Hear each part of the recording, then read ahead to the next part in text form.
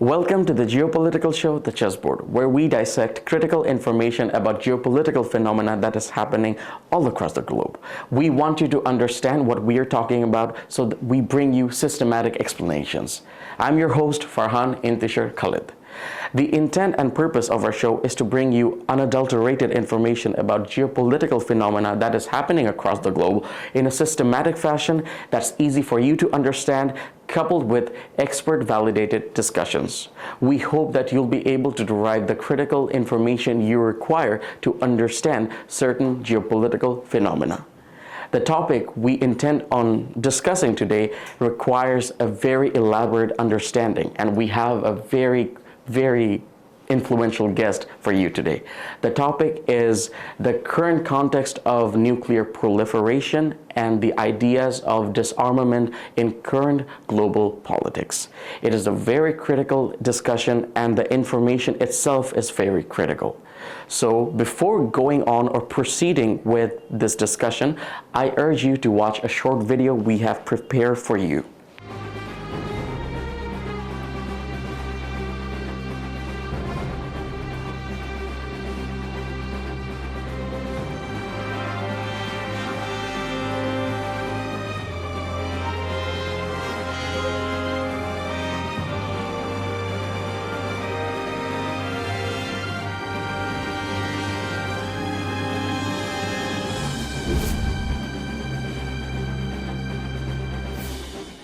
Viewers, welcome to the Chessboard Show, and thank you for being with us. We would be discussing the new forms of nuclear threats the world is experiencing in this day and age in the modern arena of geopolitics. And on this episode, I'm accompanied by Ambassador Iftekhar Chowdhury, who is a very dear friend to the show.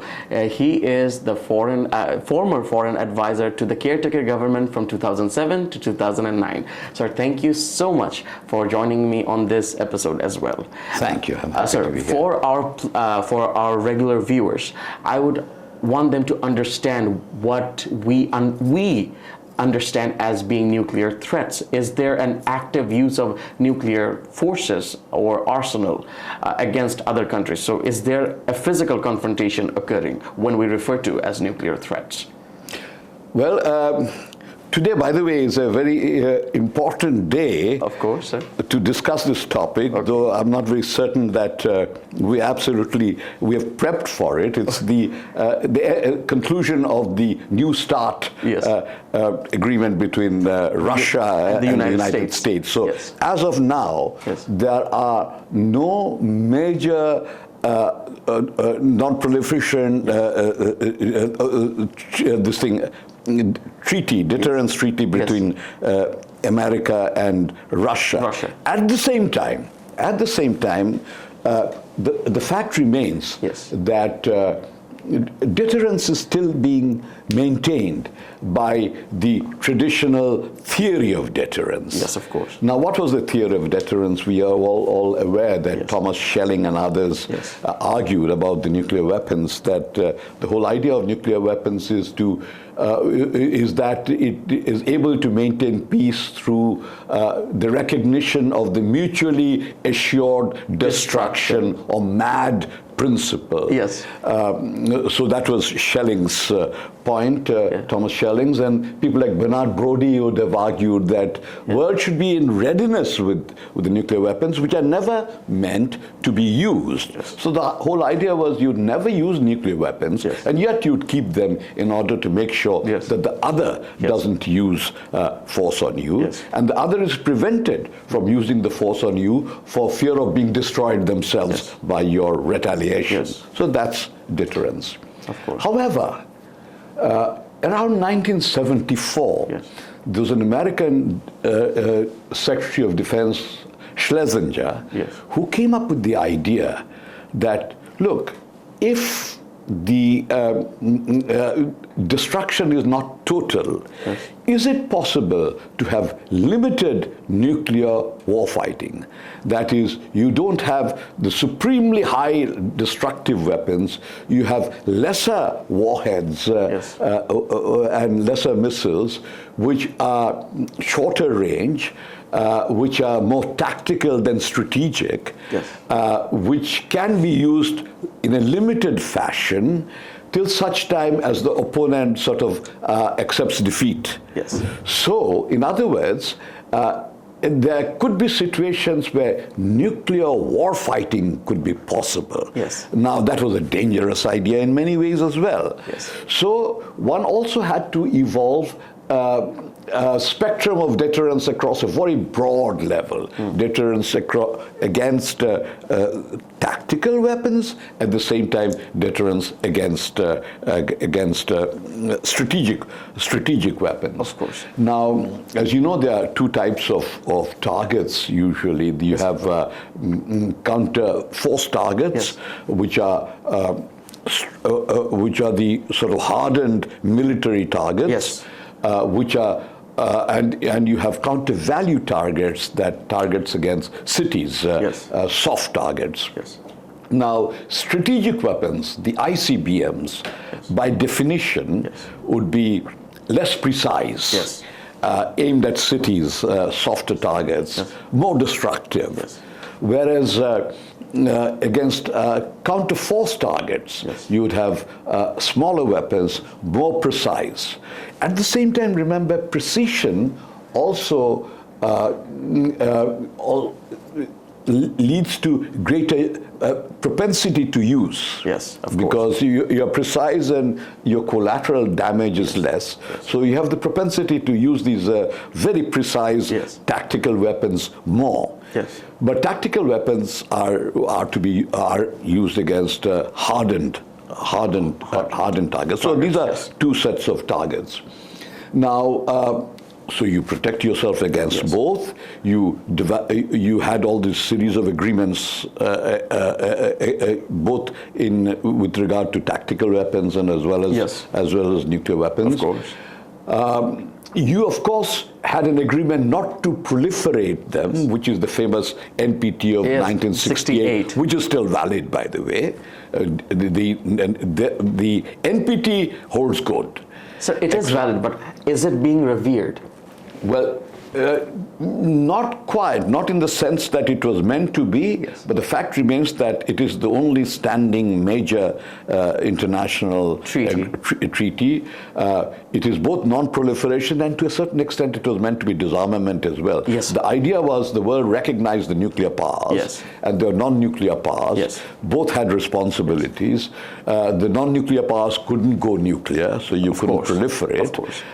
Creating a distinction between the haves and the have-nots. Haves and the have-nots. Yes. Of course, there are major have-nots like India, Pakistan, North Korea, and Israel, who probably have their separate points of value. But apart from that, much of the world is conforming, though no one is disarming right now. And no one is proliferating either very much. This is my second question to you, sir. We do hear normative discourses that are promoting disarmament of nuclear weapons. Not just disarmament per se, but complete and utter dissolution of present arsenals. Is it a probable thing to ask of countries that base their security policies on the basis of deterrence?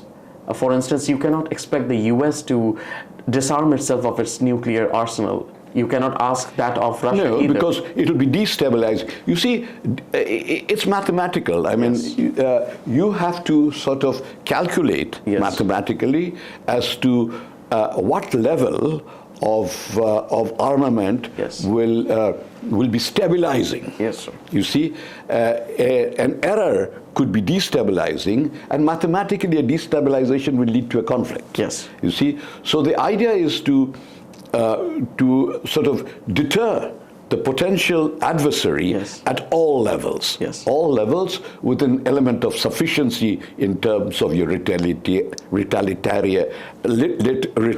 capacity. Of course, sir. What is the current condition of nuclear proliferation? because most countries who resonate with the non-proliferation treaty, they do assume a position saying that they're not proliferating their arsenals. However, certain reports, be it by Al Jazeera or the BBC or other publications, they do engage in certain exposés stating that countries such as Israel is proliferating covertly. Then there are issues with Iran, which it has in a way tacitly accepted that they have a very potent arsenal of nuclear weapons, which has not been destroyed completely by American intervention during the 12-day Israel-Iran war. So my question to you would be, is proliferation still a practice, and is it being actively pursued? Well, proliferation can be vertical or horizontal. Okay. Horizontal is from country to country. Of course, that is not seen to be acceptable. Yes. Vertical proliferation is usually in response to needs of deterrence. Yes, of course. I mean, that's a mathematical need. Yes. Sometimes you don't. You see, there are, of course, anti-testing agreements. Yes, yes. Countries don't need to test really in that fashion anymore. Yes. The Americans have what they call the stockpile engineering methodologies, yes, whereby they can engineer their stockpiles, yes, bring them up to date. Countries can do that at laboratory levels, I'd assume. But the numbers will depend on the numbers seem to be required to deter the yes, adversary. Roughly, I'd assume today the Russians would have around a little over 4,000 warheads, the Americans 4,000 or so, Russians 4,500 to 5,000. There are countries between 300 to 400, yes, which is France and the UK, and China is yes, supposedly building the arsenal, yes, exactly, because the China probably assumes that they need greater numbers in order to yes, maintain their level of, to stabilize their deterrence. Pakistan and India, yes, which are important actors, yes, because they have the propensity for conflict as well. Yes. They have about 180 to 170 apiece, I suppose, yes, yes, both countries. Yes. So that is important. There have been conflicts between India and Pakistan, of course. Yeah. That is something to watch out for. Yes, of course. That is usually the only two in the recent past we have seen nuclear countries who have gone into war fighting. Yes. Sir, that is a very, very elaborate answer to a quite confusing question. Sir, when referring to China, has their military capacity reached the level of the US or Russia when it comes to proliferation of their nuclear stockpile? Because it is a matter of pride for the Chinese Communist Party, because they have these grandiose, elaborate displays of military supremacy when they showcase through their elaborate marches. I want to ask you whether or not they would, or rather they're planning to reach the level of, let's say, the US or Russia when it comes to their nuclear stockpiles. Okay, you have to reach a level of sufficiency, which yes, they probably have. Dongfang, yes, the Chinese, which means east wind. East wind. East wind. Dongfang 41, I think. There are Dongfangs which have the range of 4,000 over kilometers. Yes. By which they can reach the United States mainland. Yes. The assets, yes, naval assets, yes, like those the carriers. Yes. Carriers, of course, the problem with carriers is that they leave very large signatures. And yes, therefore, yes, they are more vulnerable, yes, but sir, at the same time, they are more defended. Yes. So. But somehow the stabilization is being maintained, and you're quite right. The Chinese used their October parade, yes, to show the new capabilities. Yes. Sometimes you see in this field of nuclear deterrence, it's done to display to the potential adversary your capability, which you, in more conventional circumstances, you'd keep a secret. I mean, in conventional war fighting, your strength lies in the secrecy of your capabilities. Yes, of course. Here, since you're not going to use these capabilities, the idea was to let the adversary know that you have these capabilities. My silence has power. Yes. In fact, in the olden days, not olden days, the Cold War days, there used to be something called the national means of surveillance, whereby you encouraged the adversary to know what your capabilities were through their espionage. Okay, that's very interesting, sir. So when referring to nuclear capabilities and, of course, the proliferation of arsenal, I must refer to Iran. I brought up Iran before in the conversation. However, we do see proliferation on different parts of the world. However, the idea of a threat is asymmetrically, in my observation, is asymmetrically assumed when it comes to Iran, and it's considered more of a threat than the US or the collective West would concern themselves thinking China is a threat. Of course, nuclear proliferation by and large is a threat. However, the responses are completely different when it comes to the Middle East and their nuclear ambitions. Why is that the case? And we do see that Donald Trump is attempting to eye a deal with Iran and the Iran's regime for a continuation of the JCPOA, the Iran nuclear deal.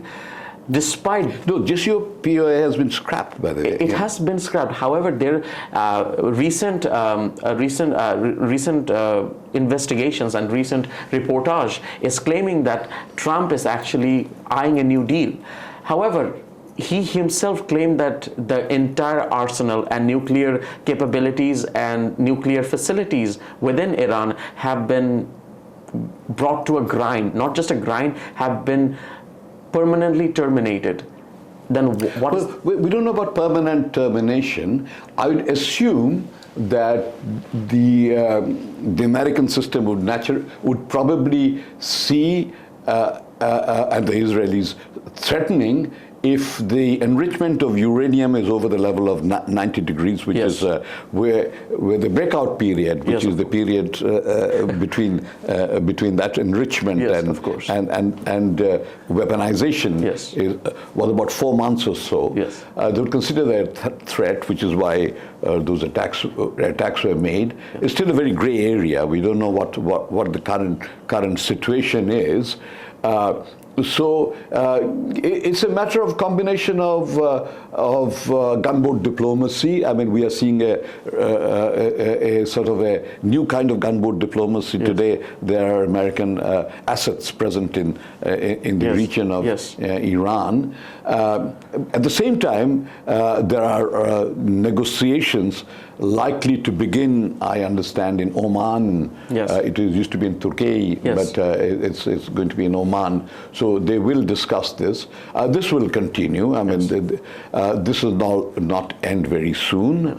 This is a question of diplomatic parrying, negotiations, deals. There are all kinds of complex elements will go into this relationship of Iran's potential capabilities and how the world, United States, Israel, and even the Arab countries look at it. Iran did say that they will respond in kind if they are threatened by American forces and their allies. So my question to you would be, are they proliferating, as I've asked you about China, are they proliferating their arsenal? Because they have most recently claimed that they have over 1,000 missiles in stockpile, which they have very recently manufactured. Well, I don't know about those numbers, but I can speak of theory. I mean, well, there's a difference between theory and politics. Politics, of course. Theoretically, yes, Iran has a vast armory of kinetic capabilities in the form of drones and missiles. Khurramshahr, for instance, can reach 3,000 kilometers, etc. So I understand. So they have the missiles, they have the drones, they don't have the nuclear weapons. Mind you, the difference between destruction that can be wreaked by some of these conventional weapons today is no less than that of a tactical nuclear weapon, except that it's qualitatively different than nuclear warfare, because Iran may be in a position to rain havoc on Israel if there is a war. We don't know. But we are hoping that the deterrence will hold good. There have been conflicts. We have been a breakdown of this deterrence. We have seen some fighting. There is less human contacts in this kind of fighting. So we are seeing a new kind of the beginnings of a new kind of warfare. Some of which we have seen very modern, or even some of which we have seen between India and Pakistan. Actually, here as well between Israel and Iran. I would like to discuss the theoretical implications of interaction between Pakistan and India for a later episode. However, I must, you were speaking of theory, so if I were to ask you, I was referring to the haves and the have-nots. If we were to look at a world map from a two-dimensional point of view, we would notice that most of the world is not nuclearly equipped. They don't have their arsenal, as opposed to, let's say, China, India, Pakistan, Russia, the UK, Israel, allegedly, of course, the United States and other countries that have their arsenals. The number is not quite vast. It's a very small number. So if I were to envision a world of symmetry, theoretically, of course, if I were to envision a world of symmetry where deterrence would be equally applicable to each country, for instance, if Ghana were to in some capacity threaten Madagascar with nuclear threats, Madagascar would be able to respond in kind. So if I were to ask you, how would the world rather, be able to reach such symmetry where deterrence itself would be could be applied by most, if not all, countries? Well, actually, though the numbers are smaller, of course, most major actors are covered by some kind of a nuclear umbrella. Yes, of course. I mean, you're not going to attack Germany and expect to be, not retributed in a nuclear fashion. Of course. So Western Europe is covered, for instance. Yes, of course. Russians are covered. Yes. North Korea is covered. South Korea is covered by America and Japan. Yes. India, Pakistan covering themselves. Yes. So most of these key global actors are covered. Yes. The nuances of theoretical nuances will change depending on capabilities. Yes. For instance, we used to think that now this is purely theoretical discussion. Of course, please go Pakistan ahead. would have what they call nuclear deterrence across a broad spectrum. Yes. Total spectrum. Yes. Total spectrum meaning that if there is a conventional incursion, stronger incursion from without. Yes. Pakistan would use nuclear weapons, small tactical nuclear weapons to defend itself, in theory. Okay. But if Pakistan reaches a capability in air fighting, which they probably have, where they don't need to use tactical nuclear weapons in order to deter the adversary's air power. Yes, of course. That is largely because in today's warfighting zones, as we say, domains, we see some changes. We used to think of air, land and sea domain before. Yes. Today we have the cyber, Yes. electromagnetic Of course. domains, etc. Yes. We have non-kinetic weapons. Yes, of course. And in these non-kinetic capabilities, in these cyber and electromagnetic Yes. domains, there is much greater interoperability Yes. between China and its big ally, Pakistan. Of course. So as a result, since Pakistan has developed a capability Yes. close to the Chinese in terms of in non-kinetic war fighting, in electromagnetic war fighting, Yes. in cyber war fighting, Yes. the chances are the need to use a tactical nuclear weapon is reduced. Yes. So the whole the earlier doctrine Yes. is probably pushed back. Yes. That the need to use nuclear weapon is diminished, which we have seen in Operation Sindoor. Oh, that yes, of course. we've had 4 days of war fighting without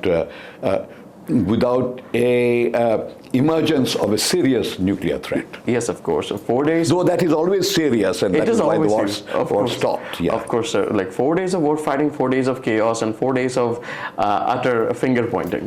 Sir, if I were to ask you about Pakistan and its nuclear capabilities, it has recently signed, if I'm correct, it has recently signed a mutual defense treaty with Saudi Arabia, and a very willing participant is Turkey, which wants to join this initiative.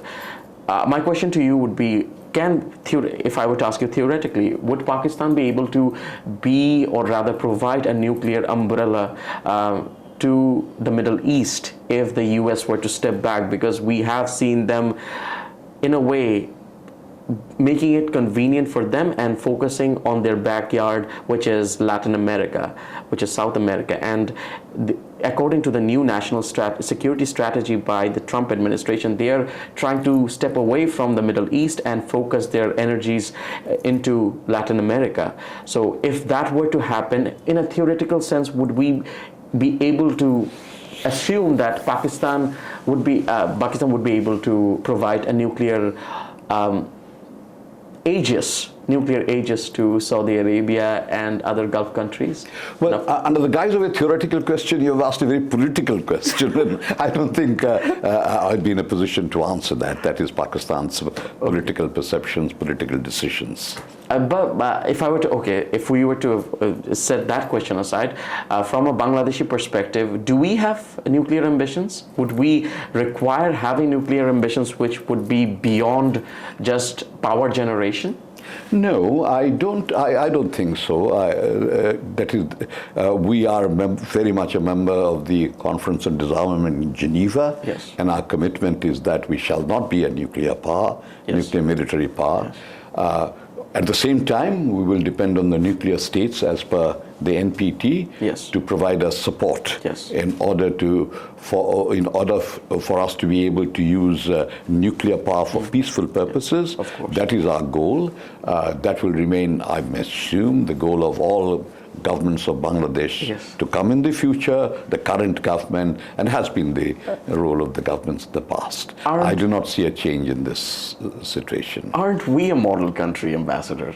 Aren't we? I was making an exclamatory point that we are a model country, because we do abide by certain principles of non-proliferation and nuclear, not disarmament per se, but nuclear hindrance, I would say. Well, I'll not claim a higher level of morality for that, because yes. that is in our interest. I mean, that is the practical and pragmatic policy for us to pursue. Okay. This is not necessarily to say that we are being moral on this and that. It is convenient for us. It's pragmatic for us. Yes. It's a narrow. We have narrow options, and this is one of the narrow options that enhances yes. our own security. Okay. Our security lies in not going nuclear, not in going nuclear. Okay, sir. The initial question was that, not initial question, but initial addressal was that the New START Treaty expired today, 5th of February 2026. Yes. So where do you see that treaty going? Do you think it would be renewed, or would there not be shared interest in continuation with the process of this treaty? Actually, I was thinking, I mean, as I said, but you'll notice that the day is going unnoticed. Yeah. It's going unnoticed. Not that unnoticed by you. Yeah, well, by me because that has been my bread and butter. Yeah, but the fact is, it is perhaps possible to have the same level of security without any written agreements, which may not mean anything very much. The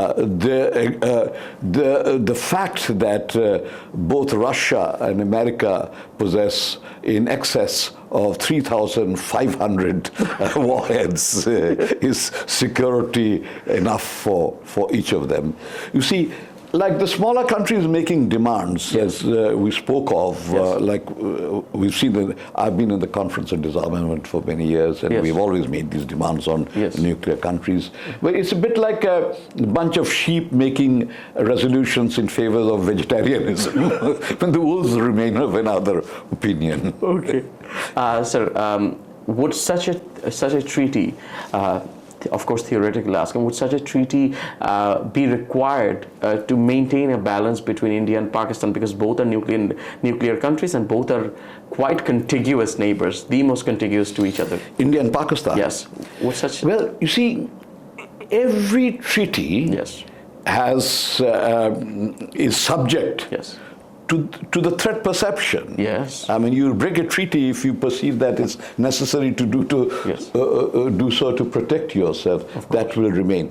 However, there's one area where I think understandings are very important, and there is understanding much more than you and I know, perhaps. I mean, I understand it during the conflict. I mean, one side told the other in the India-Pakistan conflict that, look, when you chaps move any vector, we are aware. You see? So, you know, the thing is,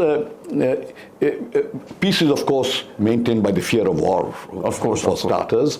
But where some kind of an agreement may be needed at some point in time in the future is artificial intelligence. You see, when killer robots decide targets without cognitive human input, we have reasons to worry. If we come to such a pass that we have created, like Frankenstein, capabilities which on their own take decisions which are so fast in the battlefield that they outpace human intervention. Of course. That is something to worry about in the future. I think it is good for institutions like I'm glad these still exist, United Nations and Conference on Disarmament, etc., to start looking at these possibilities that can we bring artificial intelligence under some kind of a framework. And do you see such proliferation happening in relation to nuclear proliferation, that the access as well as the integration of artificial intelligence, artificial capabilities into nuclear innovations? Well, it's almost post-nuclear, so to say. I mean, you can do tremendous damages by such a thing as, say, cyber warfare. Of course. I mean, you can completely bring an adversary to a halt, the civil life of travels, banking, railways, etc., by cyber attacks and all that. You see, so I mean, I foresee, as it happening, that it's not destructions in terms of life that will become important in war fighting, but destructions in terms of other capabilities. So we have to be wary of that. And it'd be a good idea to sort of, start thinking about that in the future, as we do about missiles, for instance. I mean, missiles are subject to some, not just warheads, but missiles themselves are subject to restraint. Maybe restrain AI capabilities, not easy to do so. AI is something, this is the fifth revolution. Even in a battlefield, we'll go into a situation where the command and control would probably be exercised by some kind of a cloud architecture. Of course. Architecture where...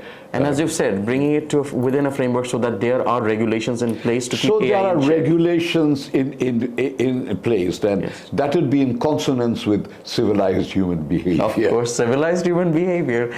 So to end on a civilized note, would you like to address the audience, if not the audience, but the topic itself of speaking in favor of disarmament? Well, all that I could say to the audience is that who love you, who are fellow humans, of course. That as has been said, that we must think high. Yes. Man's reach should exceed his grasp. Yes. What else are the heavens for? Of course. Very well said, Ambassador. Very well said. Thank you so much for accompanying me in this conversation. I truly am indebted to you. The show is indebted to you. Thank you so much. Thank you. Dear viewers, this was a prolifically entertaining impromptu discussion we have had. We've discussed the different facets, ideas, and dimensions of nuclear engagement, nuclear proliferation, as well as the elements of disengagement and disarmament. If you've enjoyed today's episode, please leave a message to our Facebook page, leave a comment on our YouTube videos, and let us know what type of content you expect from us and what type of discussions you expect us to provide you with. And we aim to bring you the best of the best Bangladesh has to offer. So stay with us and keep supporting the chessboard. Thank you so much.